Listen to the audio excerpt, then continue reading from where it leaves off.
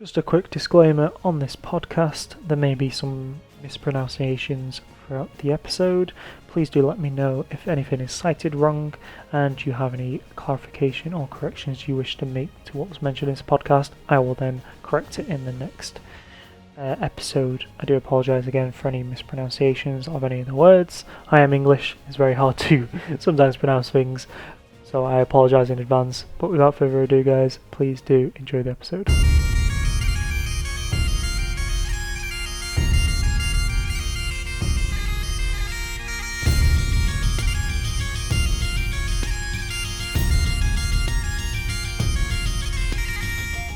Hello everyone, and welcome to the History of Scotland, Episode 3, The Rise of the Picts. Now just a quick recap of where we left off last time. Last week we obviously touched on the Hadrian's Wall and Antonius Wall with the Caledonians' invasion, past Antonius Wall forcing the Romans to retreat to Hadrian's Wall itself. And then obviously learn more about the tribes around the Caledonian area and how some were influenced by the Romans more so than others, and kind of the inter-tribe wars due to the Roman influence of southern Scotland.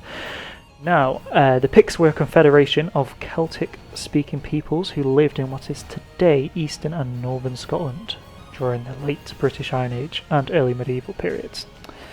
Where they lived and what their culture was like can be inferred from early medieval texts and Pictish stones. Just like what I mentioned last week, the history on this area can be very vague. The sources are either Roman or Anglo-Saxon, and with both of them hating the Scottish, the Pictish and the Caledonian tribes, they are very biased, so it's very hard to get a solid bit of history recorded on it.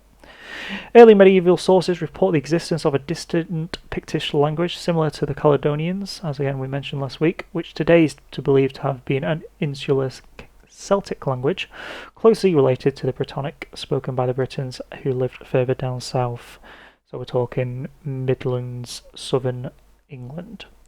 Picts are assumed to have been the descendants of the Caledonians, as we mentioned, and Pictland, also called Pictavia by some sources, achieved a large degree of political unity in the late 7th and early 8th century through expanding kingdoms that housed it to the west of the Scottish borders of Pictland itself. This resulted in Pictish Overkingdom had merged with the Gaelic Kingdom of Dalrieta to form the Kingdom of Alba, which we'll be getting into in future episodes, and by the 13th century obviously Alba had expanded to include formerly Brittonic kingdoms of the Isles of Strathclyde, Northumbrian, Lothian, Galloway and the Western Isles. That's all things we'll be picking up in future episodes, but just in terms of the timeline, as we said in the first episode, the Caledonians were tribes who helped fight off the Romans. The Pictish Confederacy was then formed out of those Caledonian tribes. Then a king was picked, and then the Kingdom of Picts was born. Then obviously the Picts would reign up until the 900 AD-ish, where it would later transform into the Kingdom of Alba, then the Kingdom of Scotland. So really this is where we start seeing a bit more of structure in the kind of the entire Britain area. As we know in history, all the province of Britannia was very tribe heavy. None of them were very united, similar to any Germanic tribes, and this is kind of the first time when we start seeing a united front in Scotland. They are still split into zones, so the Pictish lands and the Pictish kingdom are kind of middle Scotland, southern Scotland. You've got the north of Scotland, which is the Gaelic kingdom of Dalrieta, and then to the west you've got the Isles, which are then housed by Caledonian tribes, I think, for the beginning, but then would eventually be taken over by the Vikings in the late 1800 AD, early 900 AD. Pictish society was typical of many Iron Age societies in Northern Europe, having a wide connections and parallels with neighbouring groups.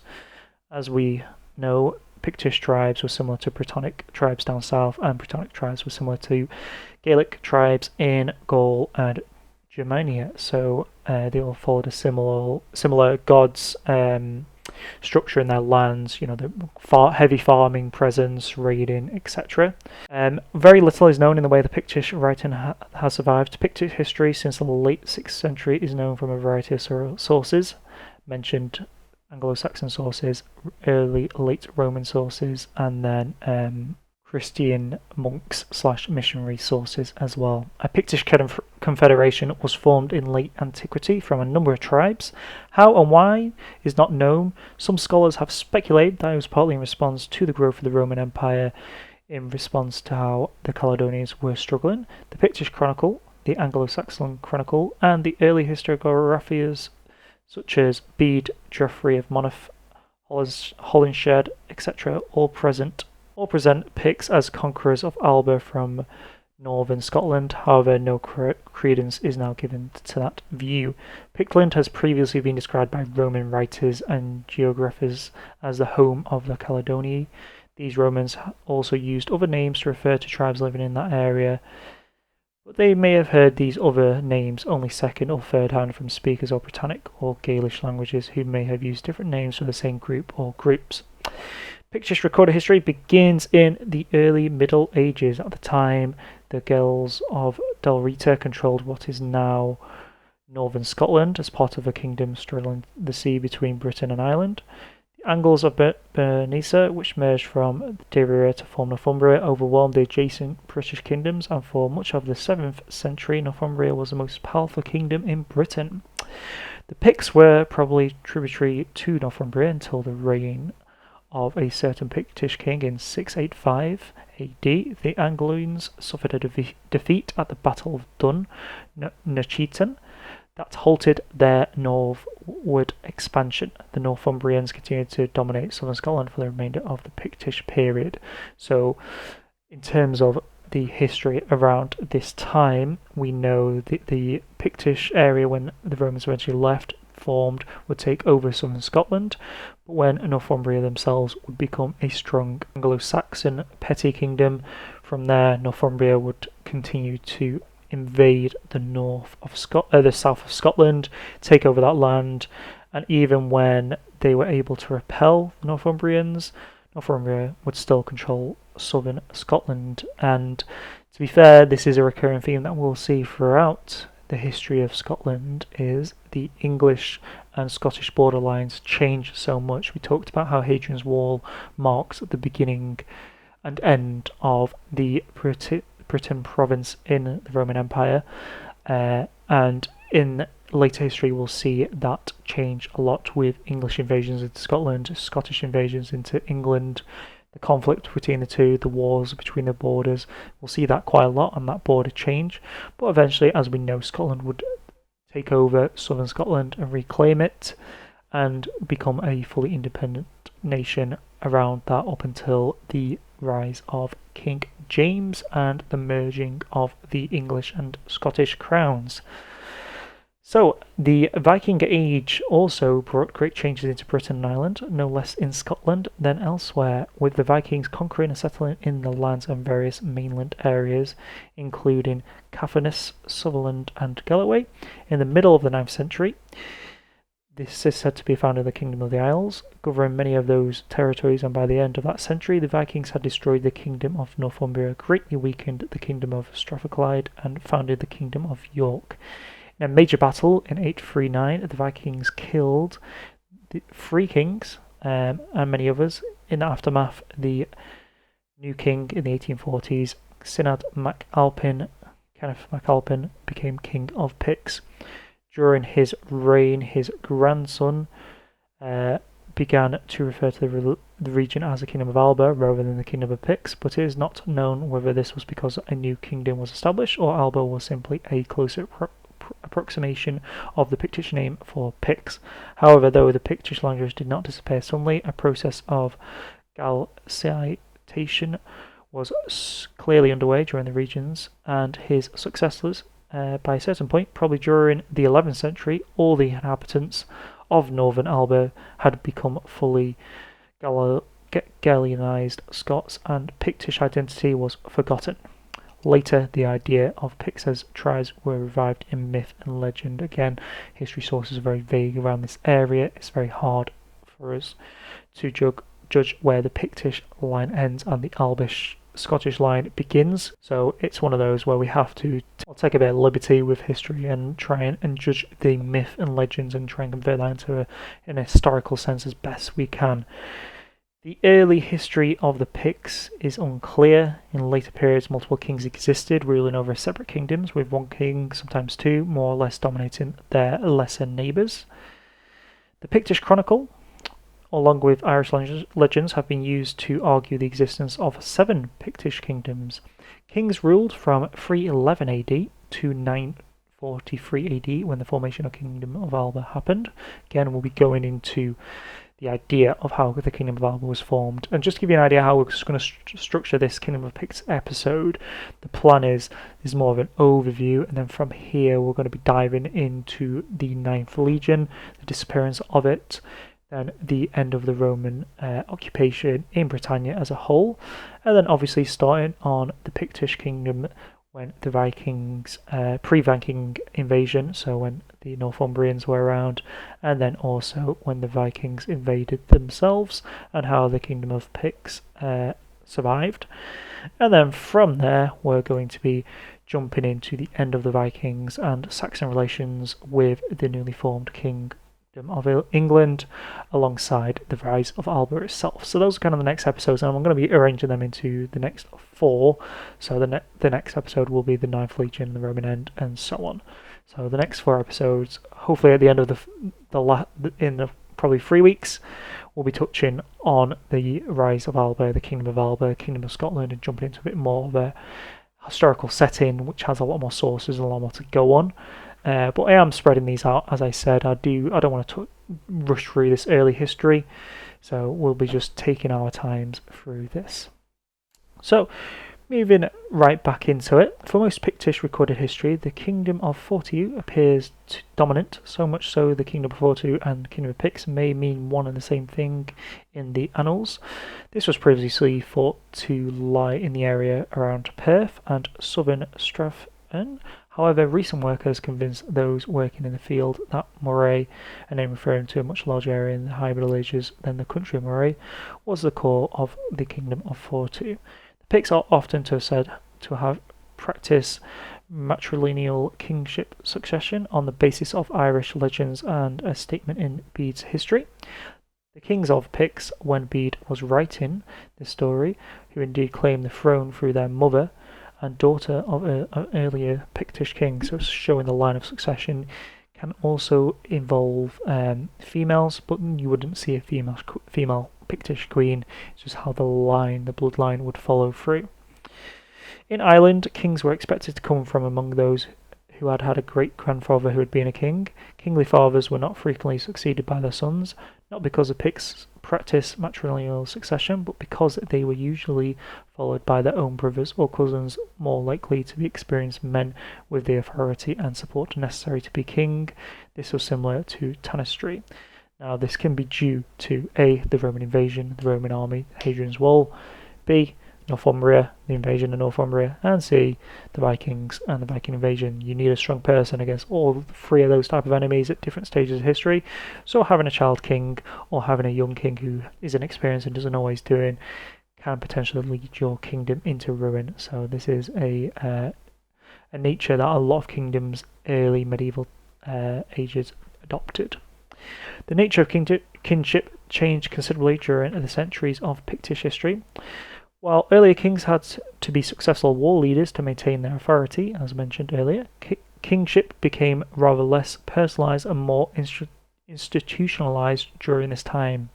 Kingship was still far in the future when Pictland became Alba, but the support of the church and the apparent ability of a number of families to control the kingship for much of the period from the later 7th century onwards provided a considerable degree of continuity.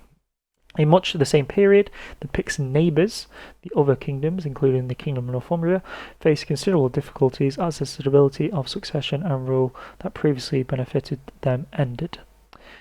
The later Mormones are thought to have originated in Pictish times and to have been copied from or inspired by Northumbrian usages. It is unclear whether the Mormons were originally former kings, royal officials, or local nobles, or some combination of these. Likewise, the Pictish shires and traces of which are found in later times are thought to have adopted from their southern neighbours. Again, Northumbria Vikings would have a great impact on Scottish history and the Kingdom of Picts themselves, and eventually the Kingdom of Alba. The archaeology records provide evidence of the material culture of the Picts. It tells of a society not readily distinguished from its British, Gaelic and Anglo-Saxon neighbours, although analogy and knowledge of other so-called Celtic societies, a term they use for themselves, may be a useful guide. These extended across a very large area, relying on knowledge of pre-Roman Gaul or 13th century Ireland as a guide to the Picts of the 6th century may be misleading if something is pursued too far. As with most peoples in north of Europe in late antiquity, the Picts were farmers living in small communities.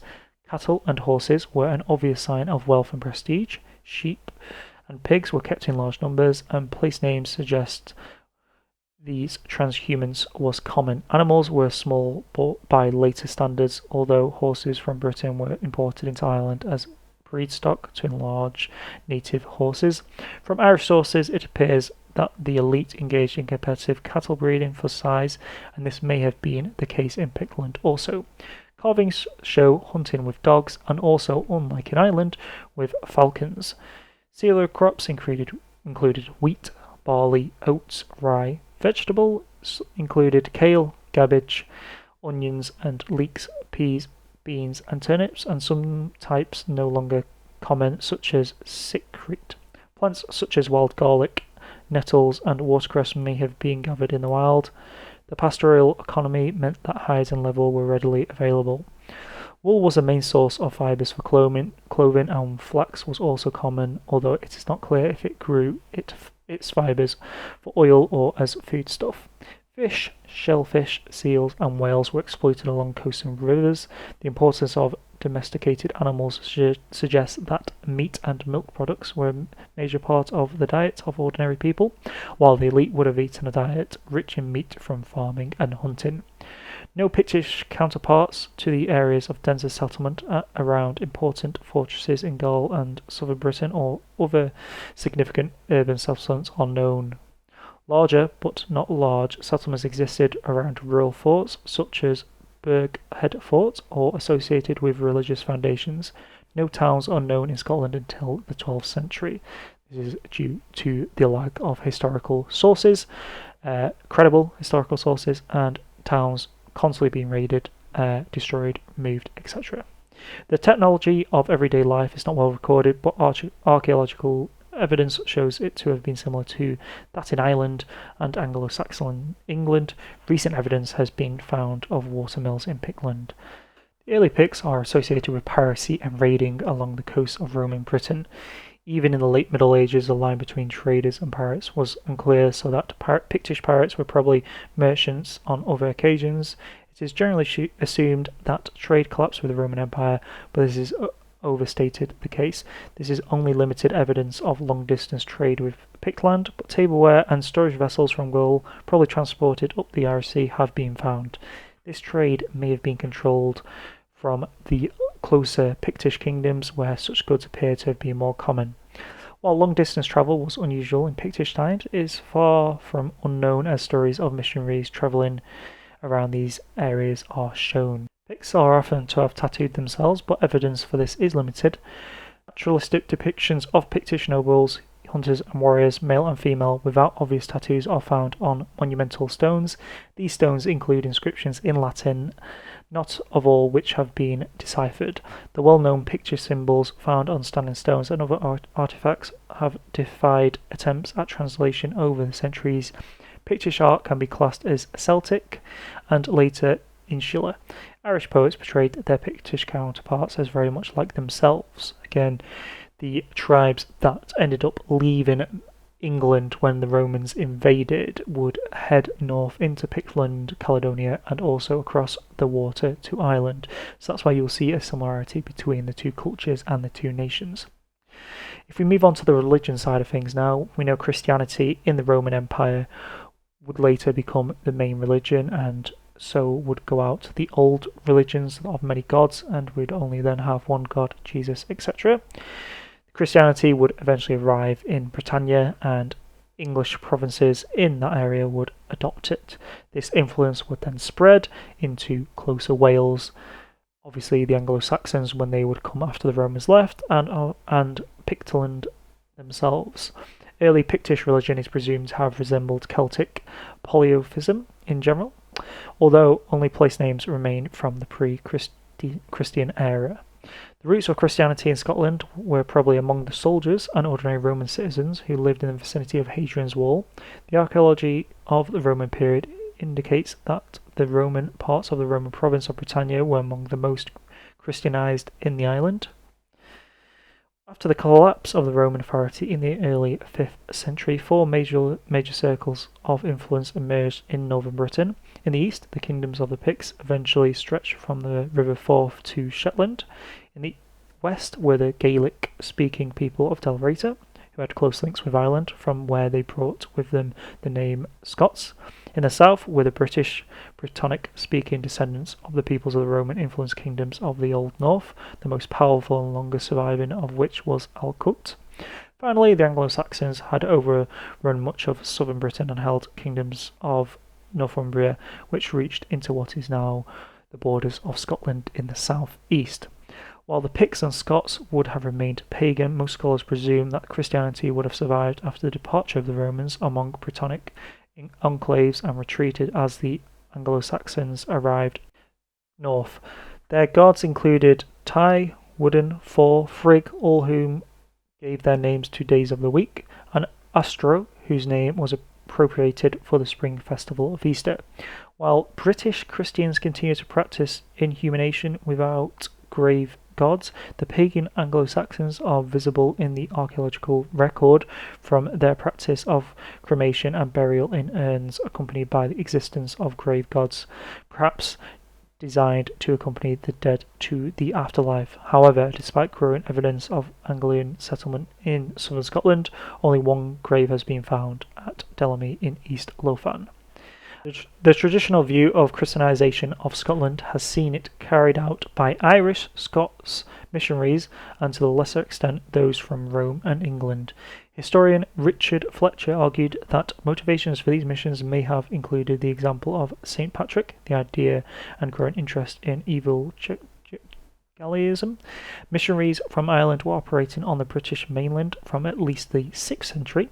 This movement is traditionally associated with the figures of St. Ninian, St. Keaton, and St. Columba. However, historian Gilbert Marcus highlights the fact that most of these figures were not church founders but were usually active in areas where Christianity had already become established, probably through gradual diffusion that is almost visible in historical record.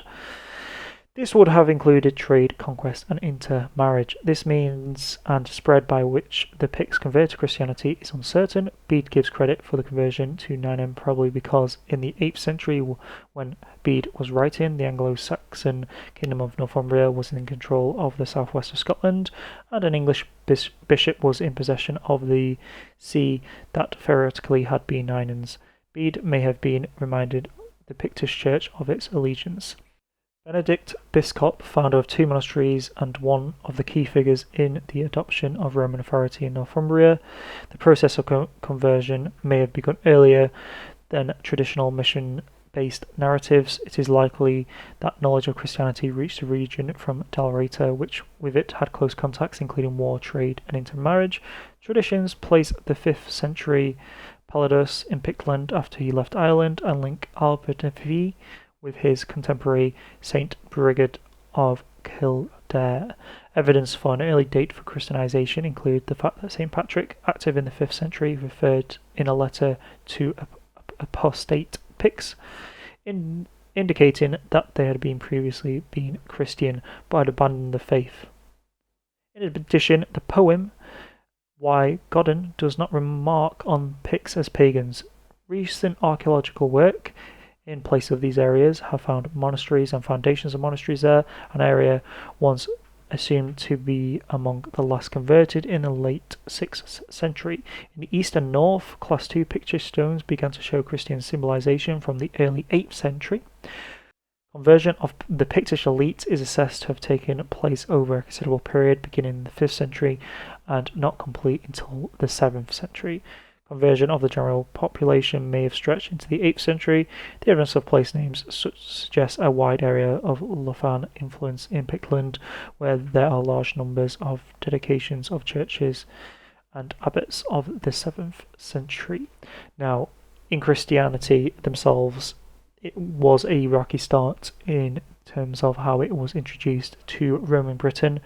Obviously, Romanized Britain would become Christian. Once the Romans left, you would have the Anglo-Saxons invade, who brought across with them their paganism.